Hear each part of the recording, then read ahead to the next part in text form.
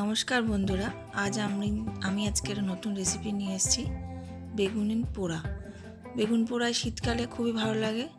এখন বেগুন পোড়াটা, শীতের যে বেগুনটা ওঠে সেটা দিয়ে বেগুন পোড়াটা ভীষণ ভালো লাগে।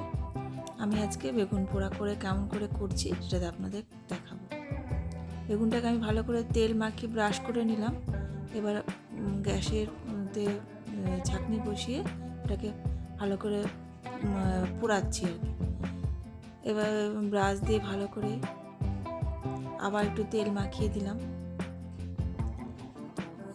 এদিকে ধনেপাতা, পেঁয়াজ, কাঁচা লঙ্কা কুচি করে একটা প্লেটে করে রেখে দিয়েছি।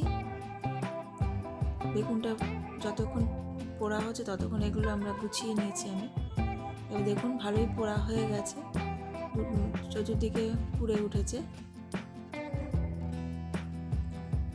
এবার একটা প্লেটের মধ্যে করে বেগুনটাকে আমি তুলে রাখবো।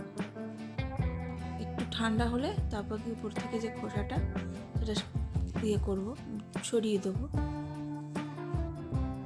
দেখুন খুব কেমন পুড়েছে, দেখুন নরম হয়ে গেছে বেগুনটা। এবার ওখান থেকে গায়ে থেকে আস্তে আস্তে করে খোসাটা ছাড়িয়ে নেব। একটু গরম অবস্থায় খোসা ছাড়াতে কিন্তু সহজ, একটু টানলে উঠে যায় খোসাটা, আর ঠান্ডা হয়ে গেলে চেপে বসে যায়, কষ্ট হয় তুলতে গেলে। আমি হালকা গরম অবস্থায় আমি তুলে ওটাকে সরিয়ে দিচ্ছি।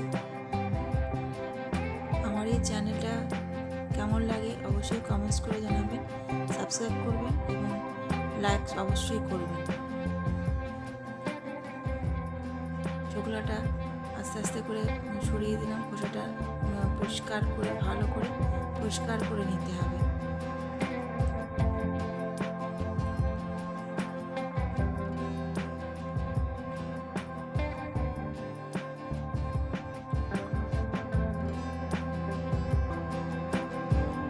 এবার একটা প্যান গ্যাসে গরম করে তার মধ্যে আমি সর্ষের তেল দিয়ে রান্নাটা করেছি। তেলটা ভালো করে গরম হয়ে গেলে এবার যে কুচানো পেঁয়াজ, ধনেপাতা, কাঁচা লঙ্কা, সামান্য নুন দিয়ে ভেজে ভালো করে ভাজবো। অনেকে কাঁচা পেঁয়াজ, ধনেপাতা কাঁচা দিয়েও মাখে, কিন্তু আমি একটু ভেজেই নিলাম। তার কারণ যারা কাঁচা নুন যাদের খাওয়া বারণ তারা এই পদ্ধতিতে করলে তারা খেতে পারে। আবার অনেকে কাঁচা পেঁয়াজটা পছন্দ করে না, তাদের ক্ষেত্রে এই কাঁচা ভাজা পেঁয়াজটা এইভাবে ভেজে নিয়ে বেগুন পোড়া মাখা হয়, খেতেও খুব সুন্দর হয়। দুটোই ভালো লাগে, এটাও ভালো লাগে, ওটাও তো অবশ্যই ভালো লাগে। এই যে নুনটা দিয়ে আমি দিয়ে নাড়াচাড়া করলাম, নুনটা ভাজা হয়ে গেল।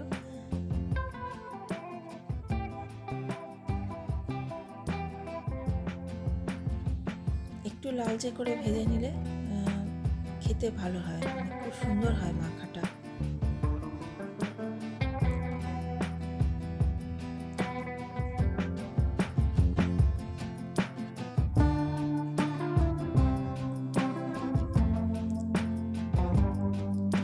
খোসা ছাড়ানো হয়ে গেছে।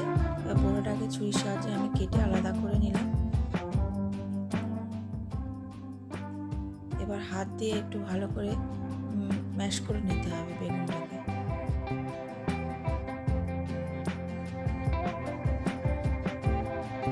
শীতকালে বেগুন পোড়া দিয়ে রুটি ভীষণই ভালো লাগে। আপনাদের কেমন লাগে অবশ্যই কমেন্টসে জানাবেন। দেখুন পেঁয়াজটা ভালো ভাজা হয়ে গেছে।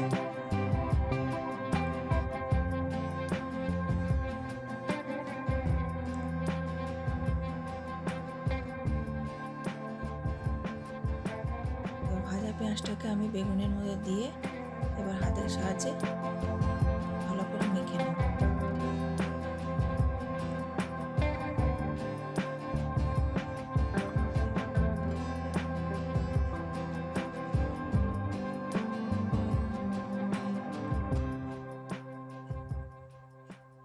তৈরি হয়ে গেল আমার বেগুন পোড়া। কেমন করে বানালাম দেখলেন। আশা করছি আপনারা এভাবে বেগুন পোড়া তৈরি করে বাড়ির সবাইকে খাওয়াবেন। নমস্কার।